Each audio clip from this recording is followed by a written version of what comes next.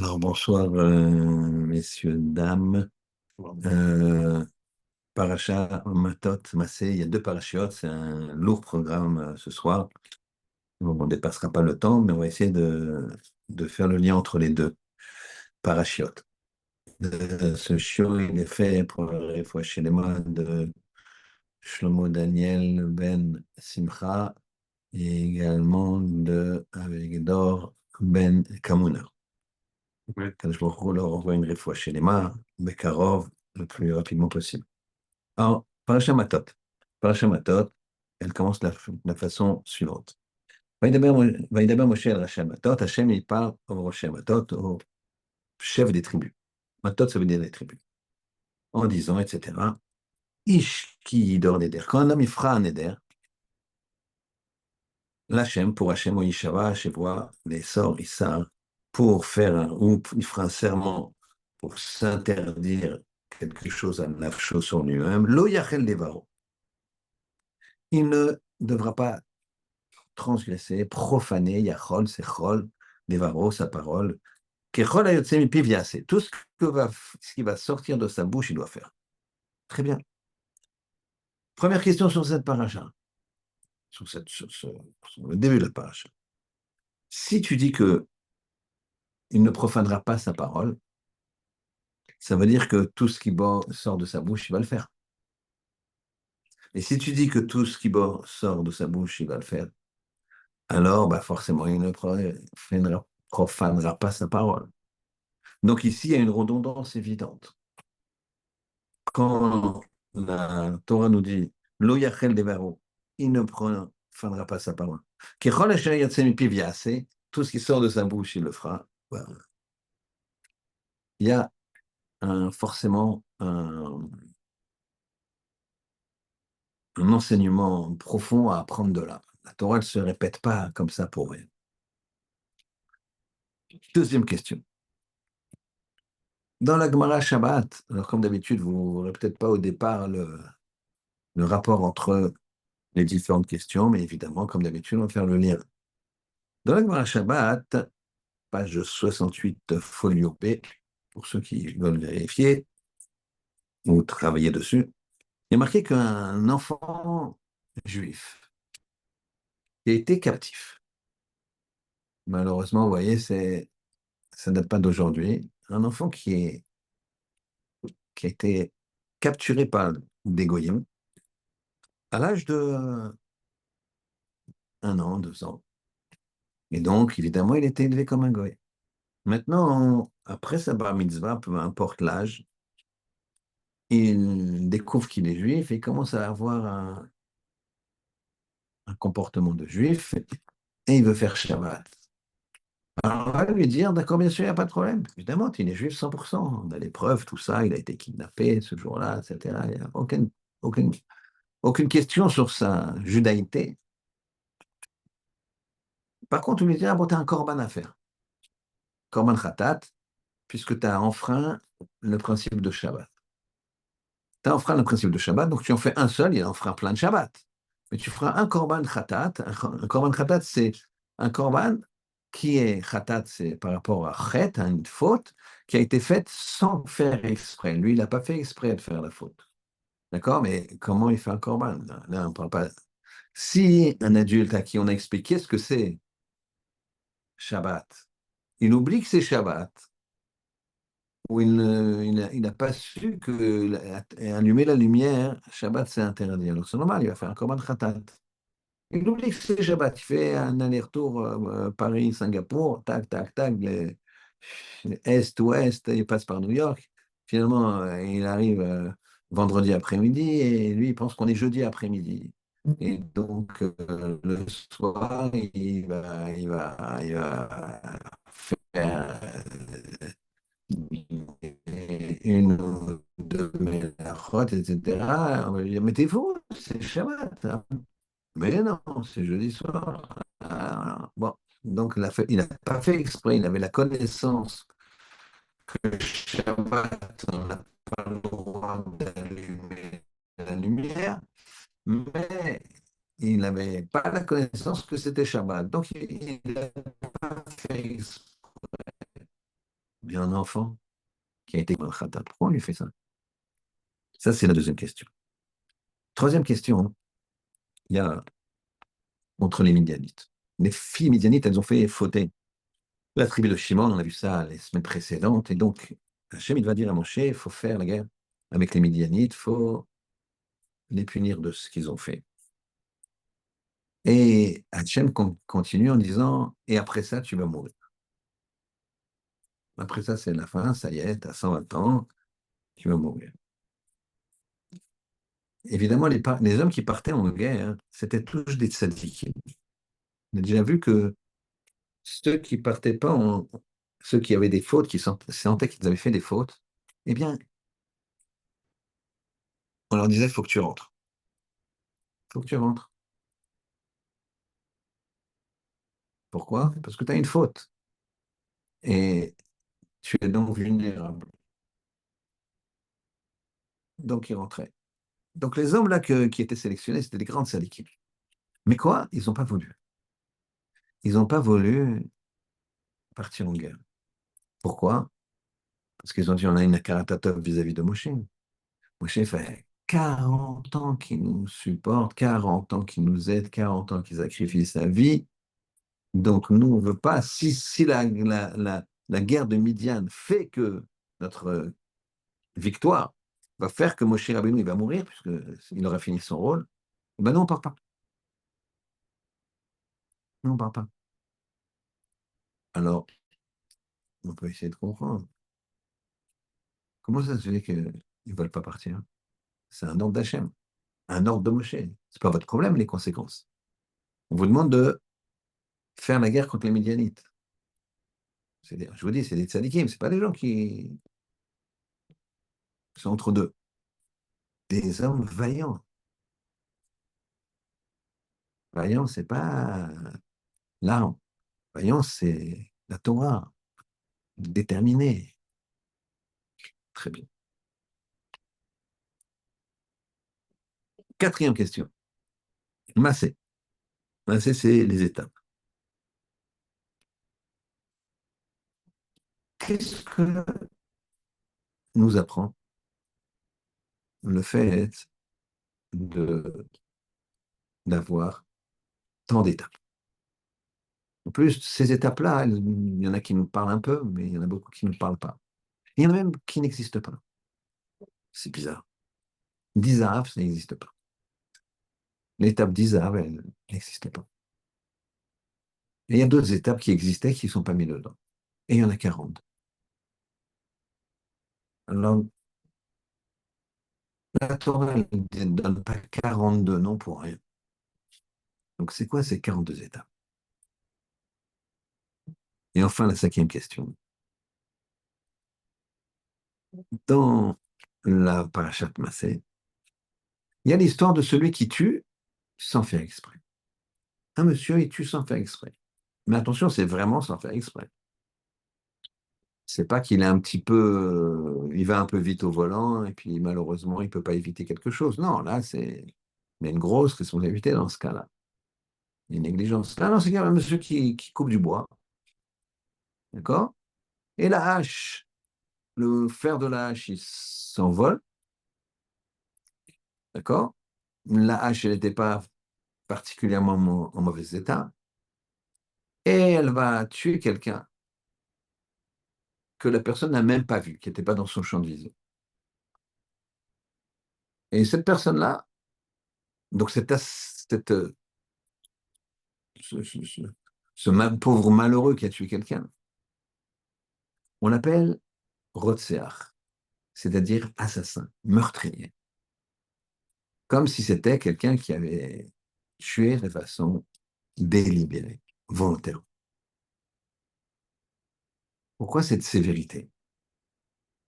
Pourquoi cette sévérité?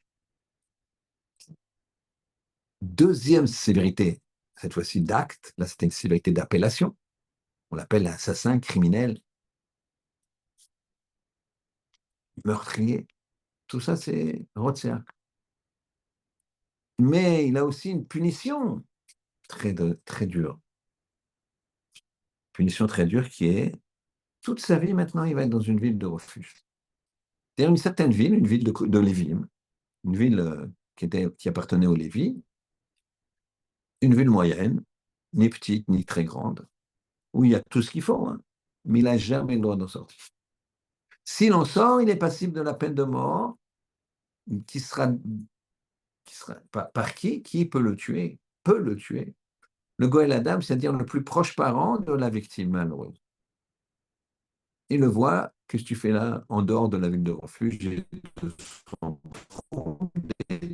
2000, la mode de 1000 mètres qui entoure une ville, ça aussi peut aller, peut respirer un peu, mais s'il dépasse ce qu'on appelle donc le trouble, les 1000 mètres de terrain vide, forêt, ce que vous voulez, route, il dépasse ces 1000 mètres-là de la ville, le Goël Adam, le venge victime, a le droit de le tuer. Ah, c'est très, très, très difficile comme punition. Donc, non seulement on l'appelle meurtrier, assassin, criminel, mais en plus, il est bloqué toute sa vie. Les Américains n'ont pas le droit de sortir, ne serait-ce que de Paris, qui est une très, très grande ville. On est bloqué, même si on n'est pas des grands voyageurs, rien que le fait de savoir que je ne peux pas sortir de Paris, c'est très, très angoissant. Donc oui, c'est une ville moyenne, c'est pas une très grande ville.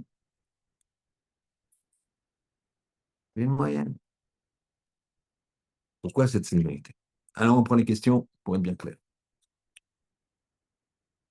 Première question, la Torah apparemment se répète. Pourquoi? Parce que le début de la paracha, il dit quoi? Il dit, quand tu fais un éder, ne profane pas ta parole et tout ce qui sort de ta bouche, tu vas faire tout ce qui sort de ta bouche. Pourquoi tu mets les deux? Si tu profanes pas ta parole, tout ce que tu vas faire, tout ce qui sort de ta bouche, ça va être fait. Et si tout ce qui sort de ta bouche, ça va être fait, eh bien, tu n'as pas profané ta parole. Donc, c'est l'un des deux est de trop. Deuxièmement, dans la Gemara, en Shabbat, on dit que si un enfant il a été captif dès sa naissance, ou qu'il n'a jamais entendu parler de Shabbat de sa vie, et que maintenant il fait teshuva quand il est grand, eh bien, il faudra qu'il amène un korban khatat, un korban d'expiation pour le principe de Shabbat qu'il a enfreint, involontairement, comme quelqu'un qui connaîtrait ce que c'est Shabbat, mais qui enfreint Shabbat sans faire exprès. Il croit que c'est pas Shabbat, ou il fait une avéra Shabbat qu'il croyait qu'il n'avait le droit de faire. Quel rapport, cet enfant-là? Il n'a jamais connu Shabbat. Pourquoi? Troisième question. Les grands tzadikim qui vont partir en guerre contre les Midianites, ils ne veulent plus partir parce qu'ils savent que leur victoire est liée à la mort de Moshe Rabbeinu. Et donc là, ils disent, on ne veut plus partir. Et Moshe va s'approcher d'eux, il va leur parler, on va voir tout de suite quel est l'enjeu. Quatrième question, c'est quoi toutes ces étapes? 42 étapes, avec certaines étapes qui n'existent même pas. Et cinquième question, pourquoi cette, comment dirais-je, cette sévérité pour le Rotseach, c'est-à-dire pour l'assassin involontaire, pour l'assassin involontaire, pourquoi cette sévérité? Que cet assassin involontaire, il est qualifié de meurtrier, assassin, criminel, et il ne peut pas bouger toute sa vie, il est obligé d'aller dans une ville dite de refuge, toute sa vie, il ne pourra pas sortir de cette ville. Comment ça se fait? Alors, on va y aller doucement, doucement. Prendre point par point. Dans la première question, on voit l'importance de la parole. Quelqu'un qui fait un éder, hein, Il est marqué, il ne profanera pas sa parole, tout ce qui sort de sa bouche, il doit le faire. On a dit, c'est une redondance. Ce n'est pas une redondance. Akadosh Baruch Hu, il a donné à l'homme la parole. C'est le seul être qui parle de façon explicite, qui peut développer une idée. Les oiseaux, les animaux, les chiens, tous les animaux, ils ont des codes entre eux, mais ils ne savent pas développer une idée complexe. La parole, c'est que eux, c'est des miaulements, des piaillements, des aboiements. C'est rien à voir. On est sanctifié par la parole. Kadosh Baruch Hu, il a créé le monde par la parole. Et ça, c'est un point commun entre guillemets. Kadosh Baruch Hu nous a donné parce qu'il a dit faisons l'homme à notre image. Faisons l'homme à notre image. À l'image d'Hachem. Notamment, c'est par l'expression.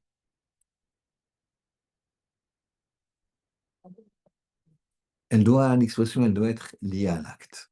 Tous les matins, un homme doit mettre les tefilines. Il met les tefilines sur le bras, qui correspond aux actes, et il met les tefilines sur la tête, qui correspond à la pensée. L'acte et la pensée. Tu ne profaneras pas ta parole, c'est-à-dire tu ne penseras pas à profaner ta parole. Tout ce que tu as dit, tu le fais avec l'action. Donc, tu as l'action et la pensée. Parole et action. Un homme, le matin, quand il met ses chaussures, il doit d'abord mettre le pied droit. Une fois qu'il a mis le pied droit, il va mettre le pied gauche. Alors, pourquoi? Il va demander pourquoi. Quand tu expliques ça à un enfant, il va dire pourquoi, papa? Première fois que tu lui dis, je t'expliquais, chérie. Parce que la droite, c'est le chesed. Et la gauche, c'est le din. La droite, c'est la bonté, la gauche, c'est le din. Et donc, quoi? Il est bon de faire passer avant le din, la rigueur, de faire passer là le chesed, la bonté. Très bien. Alors, l'enfant, il met son pied droit, il met son pied gauche. Et puis, il va pour faire le lacet droit. On commence par la droite. Il va nouer le lacet droit et son père lui dit à son non, non, non, tu me laces le gauche d'abord. Il dit, papa, je ne comprends pas. Alors là, je commence à lasser le gauche et après, je lasse le droit, c'est ça? Bah, alors, je commence pas par le droit, je commence par la gauche. Il dit oui, parce que les tefilines du bras, on les met sur la gauche. Et comme on lasse, on fait un nœud quoi, avec les tefilines, alors les nœuds, on commence par la gauche. Alors, il dit à son père, il faut que je réfléchisse à chaque chose avant que j'agisse. Il lui dit, tu as répondu à la bonne question. Mon fils, c'est très intelligent ce que tu as dit et c'est exactement ça. Nous, on doit réfléchir avant d'agir. Même si parfois il faut agir vite, il faut réfléchir. C'est-à-dire qu'ici, on lit Lo yachel devaro. Il ne profanera pas sa parole. Et tout ce que fait, tout ce que sort, ce qui fait de sa bouche, il doit faire. Regardez, d'abord, il y a marqué Lo yachel devaro en premier dans le texte. Donc, tu as dit quelque chose, fais attention, réfléchis à ne pas transgresser ta parole. Et tout ce qu'a dit ta bouche, maintenant fais-le. Donc, tu as systématiquement une action, elle est précédée systématiquement d'une réflexion. L'oyechel des barreaux, attention. Dans ta tête, tu as yom lachel des barreaux, donc il faut que je fasse ce qui correspond, ce que je dois. Ça, c'est le principe de la vie d'un homme. Il doit toujours réfléchir aux conséquences de ses actes. Quoi, pourquoi, comment. Il doit avoir un coup d'avance. Et là, on va sauter là une question, on va parler de la question des sadikim. Les guerriers, sadikim, talmidei chachamim, qui sont corps, âme, tout pour obéir à Kadosh Baruch Hu, quand ils savent que s'ils gagnent la guerre contre les Midianites, ou dès qu'ils vont gagner la guerre contre les Midianites, Moshe va mourir, alors ils se retirent. En tout cas, ils veulent se retirer. Et ils disent quoi? Ils ont fait la réflexion suivante. Nous, on va les combattre et on va provoquer la mort de Moshe. Donc, puisque à ce moment-là, son rôle aurait été rempli complètement. Il va mourir. C'est indiqué. Hachem le dit. Il dit à Moshe, vas-y, tu fais ça, après c'est ta dernière action. Donc nous, on ne fait pas. Ils ont réfléchi. Peut-être qu'Hachem, il dit ça, mais il ne veut pas vraiment qu'on fasse ça. Rappelez-vous la difficulté que même quand tu as un ordre d'Hachem qui veut que tu fasses quelque chose, peut-être qu'en fin de compte, Hachem, il veut que tu fasses autre chose, dans ce cas particulier. Une fois, une personne, elle avait le yurtsaïk de son père, le yurtsaïk de son père. C'est pas qu'il était niftar, il fallait faire la haftara. Enfin, fallait. Très très bon de faire la haftara, le Shabbat qui précède, ou encore plus si c'est le Shabbat même, le yurtsaïk ou le Shabbat qui précède le jour de l'année. Il était dans la choule et il a demandé, quelques jours avant, il a demandé au rabbin. Il a appelé le rabbin, monsieur le rabbin, est-ce que je peux faire la haftara? Ouais, bien sûr, pas de problème. Arrive le Shabbat, le rabbin, un petit peu gêné, il s'approche de cette personne et lui dit, je suis désolé, j'ai complètement oublié parce que ça faisait un mois, il y a un mois déjà qu'il a réservé un monsieur. Alors la personne lui dit, mais il a réservé pourquoi? Lui aussi, l'anniversaire de décès de son père ou de sa mère. Il lui dit, non, c'est l'anniversaire Goy, date Goy de sa femme. Donc, autant dire qu'il y a, même si c'était date juive, et là, en plus, des gros, des date Goy de sa femme, et là, il a dit, je fais l'aftar. La personne, elle a commencé à réfléchir. Elle a dit, mais monsieur Rabbin, il y a des priorités, oui. Il dit, oui, je sais, mais je suis quand même gêné. Lui, il a réfléchi. Vous lui avez parlé à lui? Il a dit, oui, oui, lui, il veut rien savoir. Très bien. Alors, il a raison. Il a demandé en premier qu'il le fasse. Cette personne-là, elle était dans son droit absolu. Il ne veut rien savoir, mais il y a des halachot. Il y a des halachot. L'halakha, elle fait que pour ça qu'il était jeune, le rabbin, parce que c'est un rabbin qui respectait la Torah. Si la personne avait dit non, je fais moi, il ne veut rien savoir, ben, moi je ne veux rien savoir non plus, vous tranchez la halakha et c'est moi qui fais. Il aurait pu dire ça et il l'aurait fait. Mais il s'est dit, mon père qui est là-haut, je ne pense pas qu'il veuille une bagarre comme ça. Personne qui veut, qui est pas capable de dire, prends lui, c'est son père, pas grave, après la semaine prochaine, ma femme elle va me pardonner. Alors il dit, ça fait une histoire, c'est pas la peine. Pourtant, c'est clair. La halakha, elle dit, faut faire la. Bon, c'est à la Minag, certes, c'est important. C'est une neshama du défunt. Il a compris, cet homme-là, que bien qu'on lui dise, tu dois faire l'haftara, dis-moi. C'est ton père. Combien de fois il est venu t'amener à la choule et t'apprendre l'haftara, qu'est-ce que tu sais, c'est lui. Et là, l'haftara, pour l'année de son décès, tu fais pas. Il ne s'est pas laissé passer au Yetzera. Il n'a pas, ça c'est Yetzera qui va, vas-y, impose-toi. Non, il a réfléchi. Même pour son père, c'est mieux. Alors, eux, qu'est-ce qu'ils ont fait, eux? Ils ont raisonné comme ça, parce que des fois, des fois, on a raison, des fois, on se plante. Et eux, ils se sont plantés. Ils ont dit à Moshe, non, nous, on a un caractère top vis-à-vis de toi. Je suis sûr que c'est pas ça le deal avec Hachem, etc., etc. C'est sûr et certain que quoi?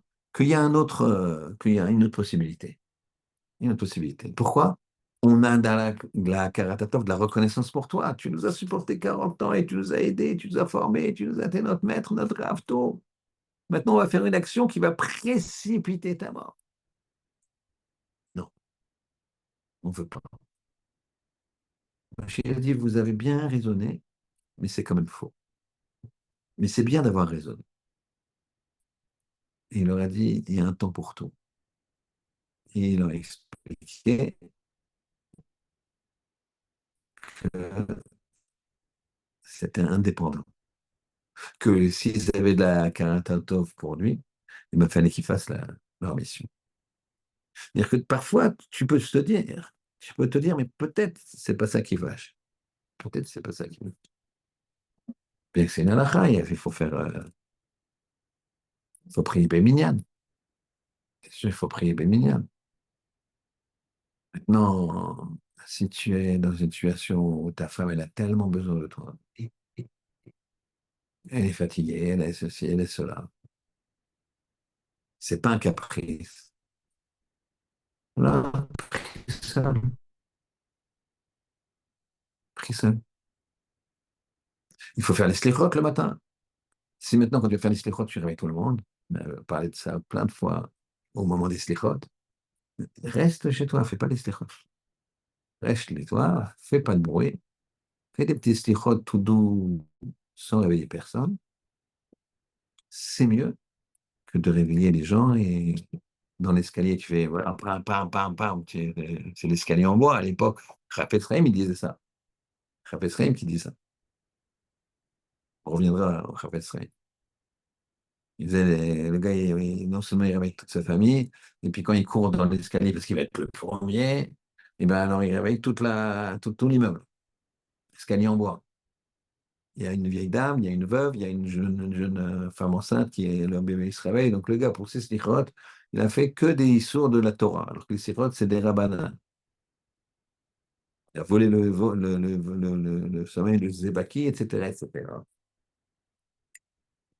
Donc on lui dit, mais pourtant il va te dire, slichot, c'est important, le Rav, il est là, c'est des pleurs, un truc, d'accord, c'est fabuleux. Pas au-dessus de certaines choses. Ça, c'est la réflexion à la bataille. Lo yachel devaro, faut pas transgresser sa parole. Tout ce que tu as dit, il faut faire. Il faut avoir un contrôle de ses actes. D'abord, tu réfléchis à ta parole, tu réfléchis. Après, tu fais des actes. Pas le contraire. Ah, j'aurais pas dû. Je répète.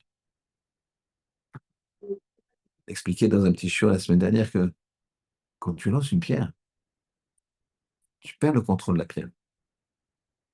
Tu perds le contrôle de la pierre. Tu as fait une action, tu as lancé une pierre, tu perds le contrôle de la pierre. Quand tu fais une action, tu perds le contrôle. Et même quand tu parles, tu as perdu le contrôle. Avant de parler, il faut réfléchir. Ouais, parce que le mot, tu ne sais pas jusqu'où il va. Tu ne sais pas jusqu'où il va. Une fois, hein, un rave, il était dans une ville, histoire véridique avec les noms, etc. Mais ils n'ont pas cité la ville. Ils ont cité le nom du rave. Mais la ville, non, même le pays, ils n'ont pas visité, ils n'ont pas dit. Il a compté qu'il était dans un pays, dans une certaine ville, et qu'il était là pour ses institutions, comme les rabbinim y viennent, qu'il n'y a plus de, de bourse, malheureusement, de la part de l'État. Alors, ils vont venir encore plus donner. Et donc, ils viennent, ça nous permet de voir des grands maîtres qu'on n'aurait jamais vus. Et voilà qui vient dans une chose on l'attend. Et évidemment, il est prévu qu'il parle le vendredi soir, qu'il parle à Shabbat midi et qu'il parle à Seudah Shlichit. Et voilà qu'il a préparé, évidemment, il s'adapte à la Kehila, et il fait un Dvar Torah époustouflant le vendredi soir. Époustouflant. Les gens, ils sont bouche ouverte. Les gens, ils le regardent comme ça, quand ils lui disent Shabbat Shalom, et avec des sourires, des respects. Bref, c'est bien parti pour faire un bon appel, un bon chiffre d'affaires, quoi. Chas Shalom, c'est pour la bonne cause. Et il est content. Le lendemain, Shabbat, il commence à faire sa dracha, et aussi bien préparée, aussi bonne. Et il voit que c'est un peu mitigé, il ne comprend pas, il va manger chez le président et l'ambiance, contrairement à la veille, est un peu tendue, comme ça, froide. Et donc, il abrège un peu. Ouais, je suis un peu fatigué, je vais aller faire la sieste tôt, tac, tac, tac. Je sais pas, Soudain, Shishit arrive, il parle une troisième fois, et là, il voit, les gens, ils le regardent comme ça.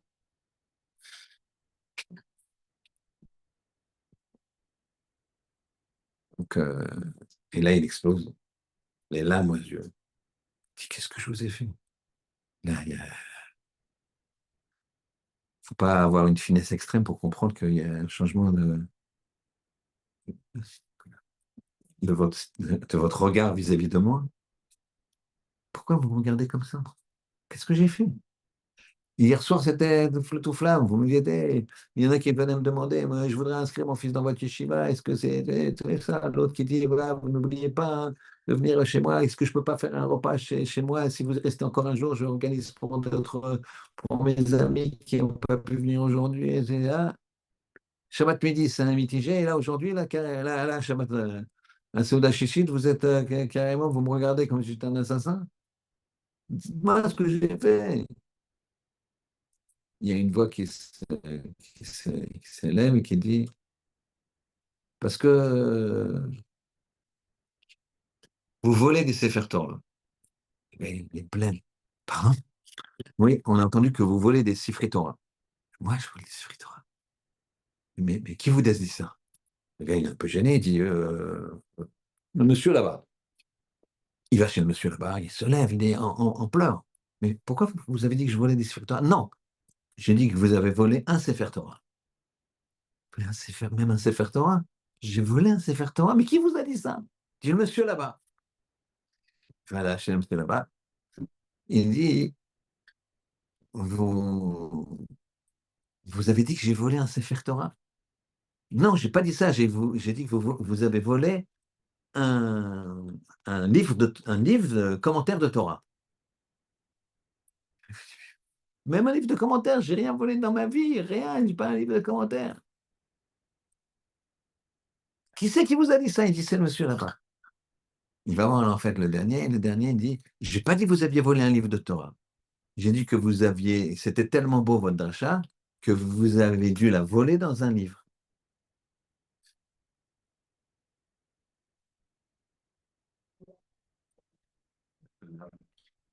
Histoire vraie. Histoire vraie. Quand tu dis un mot, c'est comme la pierre. Elle est partie maintenant. Si elle casse une vitre, fallait pas le jeter. T'as jeté trop vite. T'as jeté sans réfléchir. Le mot, c'est pareil. L'action, c'est encore pire. Alors, qu'est-ce qu'il nous dit? Lo yachen devaro. Ne profane pas ne la profane pas. Ne profane pas. Ici, il y a une deuxième explication. Au-delà du neder. Profane pas tes mots. Profane pas ta bouche. Dis pas des choses qu'il faut pas. Fais tout ce que ta bouche a dit. Une fois que tu ne dis pas des choses qu'il ne faut pas, alors tu vas dire des choses qu'il faut, alors fais ce que ta bouche t'a dit. Avant d'agir, réfléchis. Parle comme il faut par rapport à ta réflexion et agis. C'est ça qu'il faut faire. Et c'est comme ça qu'on comprend. On arrive à l'enfant.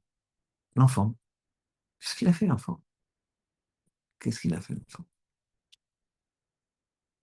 Il arrive, il a 15 ans, il est libéré du truc. Malheureusement, on voit que c'est des choses qui peuvent arriver de nos jours. Hachem, il fasse que tous les Khatoufim ils peuvent sortir libérés Il n'y a plus jamais une goutte de sang juif qui coule. Donc on voit que c'est des choses qui ne paraissent pas du Moyen Âge seulement. Et donc cet enfant, il a 15 ans, il est libéré, tout ça, il n'a jamais connu Shabbat, aucune éducation, rien, rien. On lui dit, bon, écoute, voilà, il faut faire Shabbat. Oui, bien sûr, moi, je vais. Je- Et qu'est-ce qu'on lui dit? Première chose qu'on lui dit, bon, t'as des économies un petit peu, bah oui, j'ai. Bah, tiens, paye, parce qu'il faut que tu fasses un korban khatat. C'est quoi un korban khatat? Bah, un korban pour expier une faute. Quelle faute j'ai fait? Je sais pas, moi. Parce qu'il y a Shabbat. Ah oui, Shabbat, on va expliquer que c'est un jour sur 7, c'est ça. Oui, le samedi. Mais je viens de te connaître. Il y a 2 heures qu'on a commencé à me parler de Shabbat. Pourquoi je fais une faute? Parce que j'ai enfreint le Shabbat avant. Qu'est-ce qu'on lui a à cet enfant? C'est adulte. Qu'est-ce qu'on lui veut? Étonnant. On veut lui dire, on veut te faire prendre conscience que mène une action que c'est quasiment indépendant de ça. 99,99, peut-être 100%. Eh bien, il y a quand même une certaine responsabilité. Tu vas rentrer maintenant dans un monde, dans un système où tu dois être très, très responsable. Donc, c'est un seul korban khatat pour tous les Shabbats que tu as enfreints sans le savoir, sans le vouloir, sans. Donc, c'est pas un par. On ne fait pas le calcul de combien il est, depuis le bar mitzvah, combien il a vécu de Shabbat. C'est un global sur le principe de Shabbat. Pourquoi qui rentre en toi cette importance de Shabbat, l'importance de ton action, l'importance de réfléchir, parce que Korban Khatat, c'est quand tu ne fais pas exprès. Parce que demain, on va t'apprendre Shabbat. Et tu vas allumer la lumière sans faire exprès. Mais volontairement. C'est pas que tu bailles ou tu sors des toilettes et c'est pas bien, hein, c'est badaï. Tu n'as pas fait exprès, ça. C'est un vrai pas faire exprès. Tu sors des toilettes, clac, oh, t'as pas réfléchi, t'as truqué. Shogeg, c'est quand je sais pas que c'est Shabbat et j'allume de façon raisonnée. Ou bien je sais que c'est Shabbat et je sais pas que allumer, c'est interdit. Ça, c'est le Korban Khatat. Et donc, toi, sache sur quoi tu vas te heurter, sur quoi tu vas te confronter. Donc, vigilance extrême. Comment tu as cette vigilance? D'abord, tu penses, après, tu parles. Et après, tu agis. Tac, tac, tac. C'est pour ça qu'on te fait l'expérience d'un Korban Khatat pour rentrer dans ta mémoire, rentrer dans ton conscient et ton inconscient, cette responsabilité qu'un juif il a vis-à-vis des fautes. Très attention à ce qui sort de sa bouche. L'oyachel des barreaux. Tout ce que tu dois faire, ça doit être cohérent. On a demandé la question suivante. Il y a 42 États. 42 États. C'est c'est assez impressionnant. 42 étapes entre de Nathanaël et de Yodvata, des noms qu'on n'avait jamais vus avant, certains, la majeure partie. Il y en a 40. Alors, il faut savoir que 42, c'est un gematria d'un nom d'Hachem. Il y a un nom d'Hachem qui fait 42 lettres. Pas gematria, 42 lettres, excusez-moi. Et ce nom d'Hachem, c'est un nom qui est, qu'on peut atteindre, entre guillemets. Parce que nous, on ne peut pas atteindre Hachem. Tout ce qu'on connaît, c'est les noms d'Hachem. Elohim, Yud Kivavke, Ado, plus loin Noï, etc., etc. La Torah, c'est que les noms d'Hachem. On avait expliqué ça. Pourquoi il faut étudier la Torah? Pourquoi il faut étudier la Gemara qui explique la Torah? Parce que la Torah, c'est que des noms d'Hachem. Rappelez-vous ça, je le répète, vous avez tous entendu, j'imagine, 20 fois de ma part, mais il faut être conscient de ça. Ça rentre dans son conscient et son inconscient. C'est que quand Moshe Rabbeinu il est venu Et il a dit aux anges, mais je descends la Torah, elle est pour nous la Torah. Alors, il a dit, vas-y, prouve-le. Il me dit, bah, il y a un kavod tavicha betimecha, vous n'avez pas de père, pas de mère. Il y a Shabbat, vous n'avez pas de Shabbat, vous êtes intemporel là-haut, tu n'auras pas d'autre Dieu que moi. Que moi. Bah, et vous êtes devant Hachem, vous connaissez la vérité. Vous croyez que les statues, les trucs, machin, l'acrobate, tout ça, c'est des ch'touillottes. Vous n'avez pas le Yetzirah de ça. Donc, et les anges, ils ont, waouh! Et rappelez-vous la réponse, c'est qu'en fait, eux, ils avaient une Torah la même, mais avec des blancs qui séparent les mots différents. Et c'était que des noms d'Hachem. Mais Moshe, il a remis des blancs à différents endroits. Il dit, regardez, Bereshit bara Elokim kavet et Bechet, on peut la lire comme des hommes. Tac, tac, tac. Et ça, c'est génial. Mais au départ, la Torah, c'est que les noms d'Hachem, ce que nous dit le Rambam, Maïmonide, dans son introduction de son pirouche sur les Mishnayot. Donc ça veut dire quoi? Donc tu te connectes au Ribono Shel Olam. Et donc ce nom de 42, c'est un nom très haut. Et ça s'acquiert par étapes. Tu ne peux pas y arriver seul, d'un seul coup, pardon. Tu ne peux pas y arriver d'un seul coup. D'un seul coup, mais pas seul non plus. Il faut des rabbinim, des talmidim, des chevrotot, une femme, des enfants, il faut se confronter à la vie. Mais ce que je voulais dire, c'est que c'est pas d'un seul coup. C'est des étapes. 42 étapes. Dans la vie d'une personne, il y a des étapes. Des étapes faites de joie, des étapes faites de pas de joie, des étapes banales, des étapes fortes, puissantes, des étapes où on est creux de la vague, financièrement, moral, ce que tu veux, des étapes où on est au haut de la vague. C'est... Mais chaque étape, tu dois être au top de ta spiritualité. Et c'est ça qui va te permettre de grandir. Chaque étape. C'est que la vie, elle bouge. Ça évolue. Tu dois évoluer. C'est ça le principe des étapes. On est de passage ici. Il faut en avoir conscience.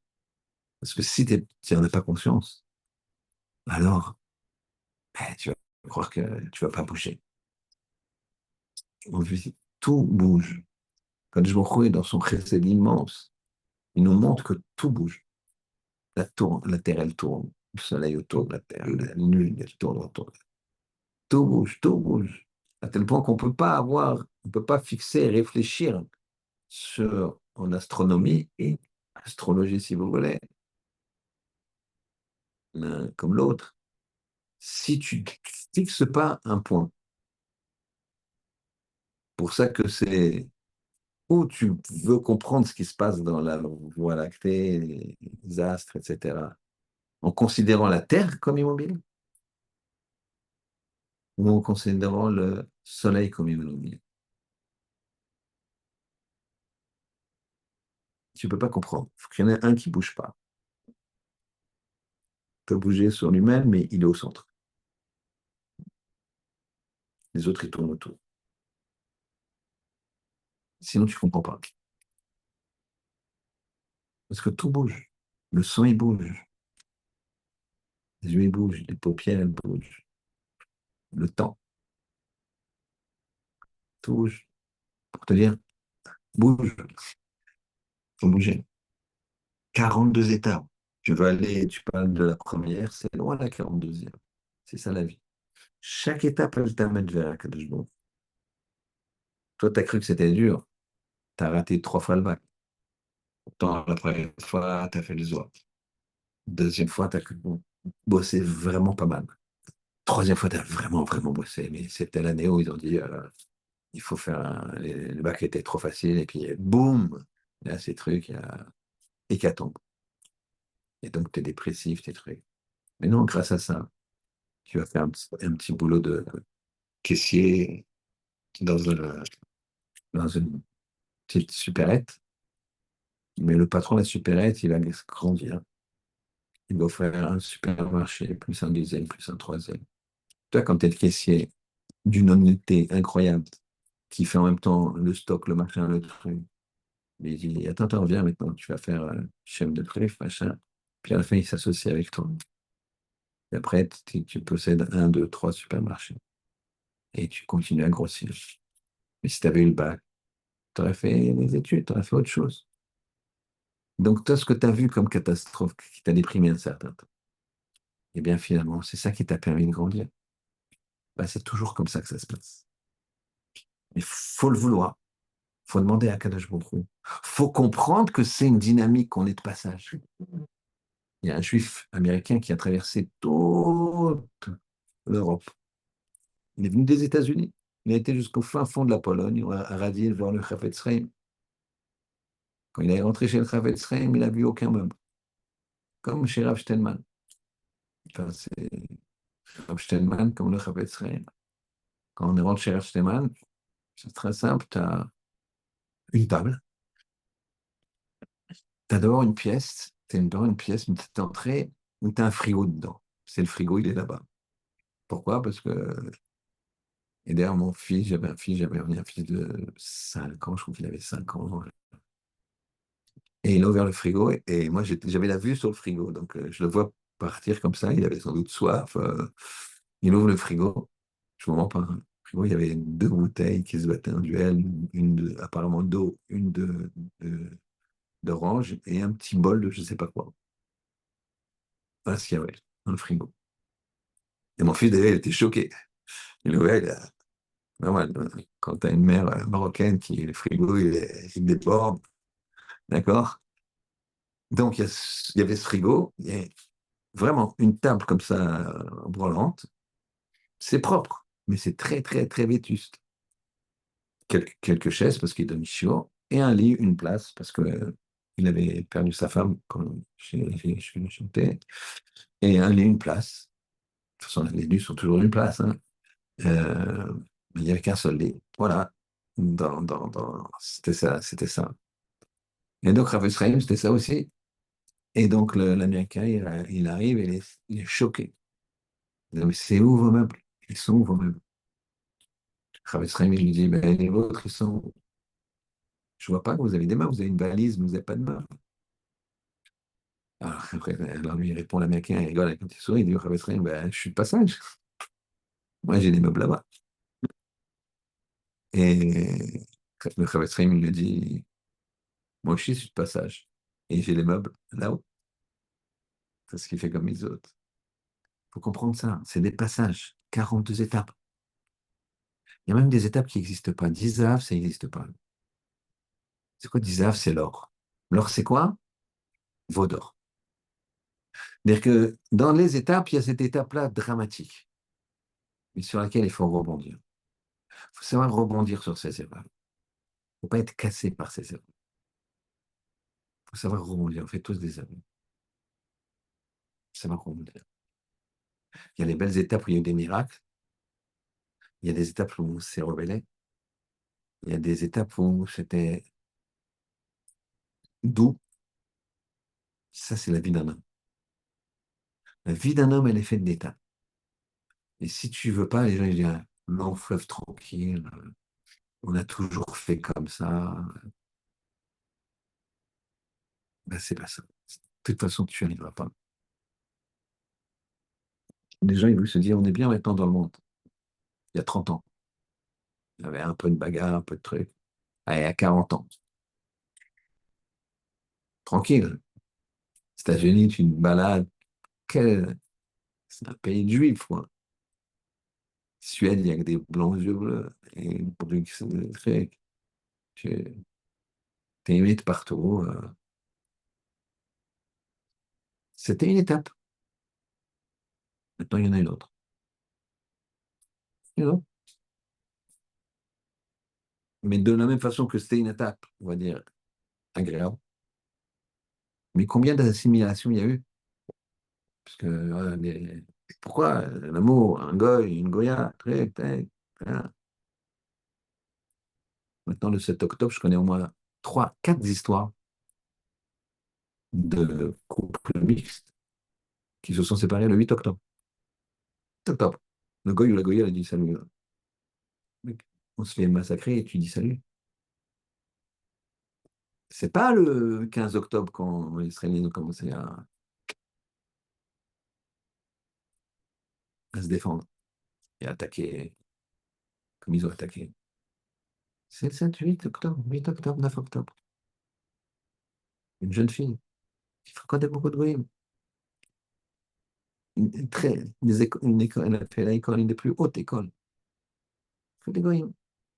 Bien, propre sur eux, intelligentsia. Tous ils ont tourné le dos après le 7 octobre. Plus une amie goy, plus un copain goy. Tous ces mecs. Quelques mois d'avant, j'avais une discussion avec elle. Je lui dis, il faut penser à te marier maintenant que tu as très gros diplôme. Tu vois, ouais. Juif, je pense qu'elle s'est amusée, etc. Je dis, non, bah, ça dépend où, qui, quoi, comment, quel âge. Non, mais là, moi, j'ai des copains, j'ai des frères comme Gadegoy, ouais, quasiment. Ouais, on peut parler, on est là, entre. Je dis, ah, j'étais inquiet, j'étais inquiet. Ça, c'est 7 octobre, tac, terminé. Jupe, chemin de Shabbat, que l'étape, elle a surmonté. L'étape, elle a bien. Une étape. Comme ça qu'il faut faire ce genre d'étape. Ça dépend de toi. Quand pas de Hamas, Hiroshima, bon, si la bombe, elle va tuer, elle ne va pas tuer. Ça dépend de toi. Tu fais une mitzvah, tu fais une tefila, c'est toi qui vas gagner, c'est toi qui vas faire que les choses elles avancent. Toi qui vas faire que ça va être libéré. C'est ton étape à toi, on va dire, tu as loupé une étape. Au contraire, grâce à ton étape là que tu as fait. Tu t'es levé le matin, tu étais à la tefila à l'heure, tu as bien fini, tu as étudié, t'as pas fait ce shonara, etc., etc. Voilà les répercussions. Voilà la pierre que tu as avancée et qui a construit, qui n'a pas détruit. C'est ça les 42 étapes. La,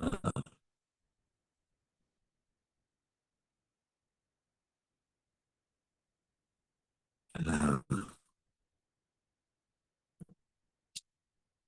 Gemara, elle nous dit qu'un Talmid Chacham, il n'a jamais de repos. Un Talmid Chacham, c'est quelqu'un qui veut toujours avancer. C'est un grand maître. On l'appelle Talmid intelligent. Moi, j'aurais dit Talmid intelligent, c'est un jeune homme, 15 ans, il est bien, il est vif, il comprend bien le shiur, il comprend bien les choses, il est mûr pour son âge. Talmid intelligent. Talmid connaisseur. Non, Talmid Chacham, c'est Rav Shach. 92 ans, barbe blanche, tu fais le calcul, 92 ans, on va dire, depuis l'âge de 10 ans, il étudie à peu près, allez, minimum 15 heures par jour, voire 18 heures, quand il était un peu plus vieux, à partir de 18, 19 ans. Tant de guerre, tant de choix, tant de machin. Il n'a réussi à se cacher, il prenait ses marottes, il se planquait, il avait faim, il avait froid, mais il étudiait pas moins de 18 heures par jour, c'est lui qui témoigne sur lui-même, fait le calcul, il est mort à 103 ans, 104 ans, mais 80, tu fais 18 heures par jour, fois, etc., etc. Ben, tu fais Talmid Chacham. Et la Gemara, elle témoigne sur ces gens, ils n'ont pas de repos. Ils bougent, ils bougent. Ils ont une spontanéité. Moi, j'ai vu une fois un Afbedine de Bnei Brak qui est venu chez moi il y a longtemps. Il y a à peu près 20 ans. Parce que mon fils, il avait 3 ans. Il n'avait pas encore 3 ans, il avait 2 ans et demi. Maintenant, lui, il avait 80 à l'époque. Le fils, il avait 2 ans et demi, donc il avait les cheveux longs, comme ça, tout mignon. Et à un moment, il rentre dans la salle à manger, mon fils, un peu loin, comme ça, et le rave, il était à ma gauche. Moi, j'étais en face. Et mon fils, il vient courir vers moi. Mais en fait, comme c'était vers moi et que j'ai le rave, il était dans l'axe, il court en même temps vers le rave, quoi. Le rave, un rave à Bnei-Brak, si tout va bien, pas de problème de santé, 80 ans, il a minimum 100 petits-enfants. 100 petits-enfants, c'est très simple. Vous regardez, vous demandez, vous arrêtez les gens, ils vous diront à peu près, parce qu'on ne dit pas Blaina, d'accord? Mais c'est la moyenne. Normal. Se marier à 20 ans, après, tac, tac, tac, faites le calcul, et après les enfants, ils ont des petits-enfants, etc. Donc, t'es un peu blasé, quoi, des mômes, quoi. D'accord? Eh ben, il a pris mon fils comme ça, il a soulevé comme ça. D'une spontanéité, comme si, tu vois ce que je veux dire, comme si c'était un gamin de 20 ans, quoi. Ah, il est mignon, il est fait, avec ses cheveux comme ça, tous.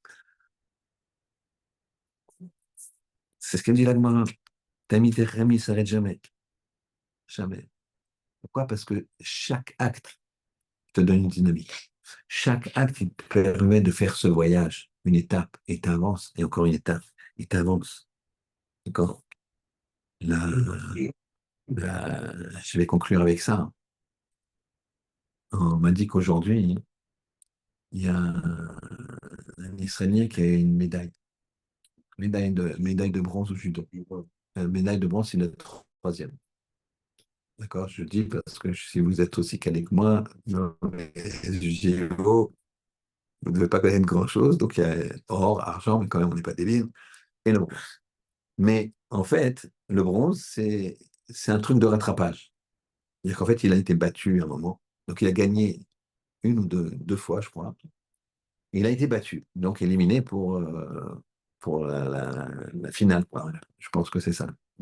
Mais après, il y a des combats. Il y a deux combats, je crois, les quatre, ou je ne sais pas quoi. Il a fait deux combats, donc il a perdu un combat, mais il a gagné les autres après. Ce qui fait qu'il a eu cette médaille. Ce qui est exceptionnel pour un petit pays comme Israël, etc. Une médaille, même que de bronze, entre guillemets. Exceptionnel. C'est-à-dire qu'il a perdu quand même, mais il a gagné. Il a perdu, mais il a gagné. C'est ça le principe. Qui perd gagne. C'est ça les étapes. Des fois tu perds, mais tu as gagné. T'as gagné. Tu vas gagner. Donc c'est ça qu'Hachem il nous fasse comprendre ici le lien de tout ça. C'est l'Oyachel Devaro.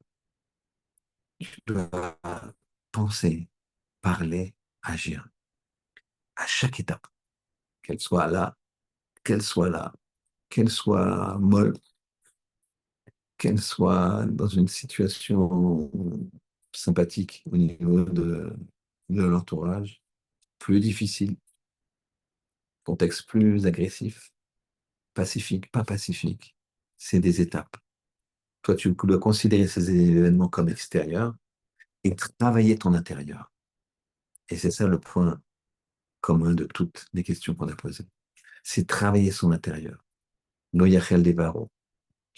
Tu travailles ton intérieur. Tu as dit quelque chose, tu profanes pas. Ce que tu as dit, tu fais. Les grandes sadikim, ils ont réfléchi. Ils se sont trompés, mais ils ont quand même réfléchi. On ne peut pas faire ça. Moshe, si on gagne, Moshe il meurt. Non, on ne veut pas. Moshe est venu, il a dit, non, mais c'est ça la volonté d'Hachem. C'est ça la volonté d'Hachem. Hachem, il veut ça. Vous avez réfléchi, mais vous n'êtes pas réussi. C'est pas ça qu'il faut. Vous en faites pas. Je comprends ce que vous avez comme Akaratov, comme reconnaissance pour moi, et je vous en remercie. Mais si vous avez vraiment de la reconnaissance, il faut le dire à Hachem. C'est ça qu'il faut faire. C'est le projet. Moi, c'est une étape maintenant qui arrive. C'est la fin, mais c'est le début d'autre chose. C'est l'étape. Je suis dans la 42e. Donc, c'est ma 42e étape. Mais ça passe sur autre chose, sur les Olam là-bas. Et c'est ça le projet. L'enfant, il fait quoi? L'enfant, il. Corban Tratat. Mais je ne sais même pas ce que existait Shabbat. Je t'explique bien comment il faut réfléchir. La conséquence des actions, la conséquence des paroles, la conséquence des pensées. Et celui qui a tué sans faire exprès, ville de refuge, mais on l'appelle assassin. Il n'a pas le droit de sortir. Pourquoi cette sévérité? Tu as tué quelqu'un. Je n'ai pas fait exprès, mais tu as tué quelqu'un. Conséquence des actes. Fais attention plus à tes actes. Peut-être un coup moins fort, je ne sais pas. Il y a quelque chose qui s'est passé parce que les conséquences ont été terribles. Les juges, ils ont déterminé que tu n'étais pas responsable, que c'est un accident. C'est un accident où tu avais une toute petite responsabilité. Parce que c'est aucune responsabilité, 0,000, il n'y a pas de ville de refuge. Le gars, il conduit une voiture à la vitesse normale et quelqu'un, il se jette sous ses roues. Il n'y avait pas de possibilité de voir ce qui passait. D'accord? Où il est dans une bouche d'égout, lui, il passe avec la voiture, le gars, il ouvre le truc, il met sa tête, pam. D'accord? Ça s'appelle Honest. Cas de force majeure, c'est lui. Ça, il n'a rien. Non, pas tu as fait des actions, tu as fait une action, tu es coupé du bois. Attention aux actions. Conséquence de l'action. Conséquence, c'est avec les fins. Donc, Akadosh Baruch Hu, il nous aide à réfléchir avant d'agir, à comprendre que les conséquences de nos actions, elles sont déterminantes par rapport à toutes les étapes qu'on a dans la vie. À chaque étape, il y a une réflexion. À chaque étape, il y a une parole. Et à chaque étape, il y a une action. Parfois, l'action, c'est la non-action. Parfois, la parole, c'est de se taire.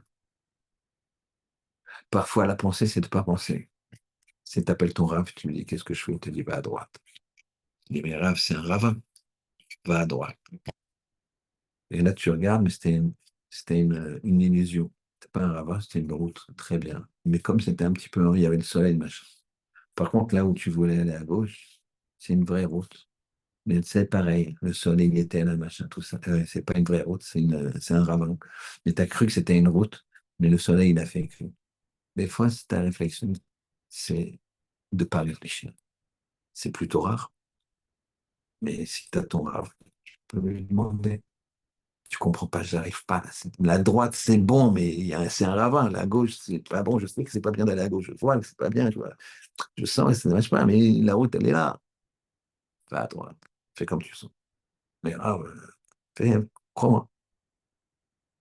Tout ça, c'est des étapes. Et sans réflexion, sans Torah, sans l'aide d'Hachem, surtout avant, on n'y arrive pas. Donc Hachem, alors qu'est-ce qu'il faut faire en Bretagne? Quelque chose sur lequel on reviendra, c'est prier. Les gens, ils oublient de prier. Ils prient pour Kesef, mais prie pour faire tchouva. Prie pour qu'Hachem te mette devant toi des gens qui vont t'aider, des gens qui vont t'accorder du bonheur, des gens qui vont. Prie pour ça. Prie pour qu'il t'enlève la prétention. Prie pour qu'il t'enlève la rancœur parce que lui, il me marchait sur le pied 3 fois, etc. Il faut prier. Prie pour bien réfléchir. Prie pour bien parler. Prie pour bien agir. Shabbat shalom. Ouais, tu là, après la guerre,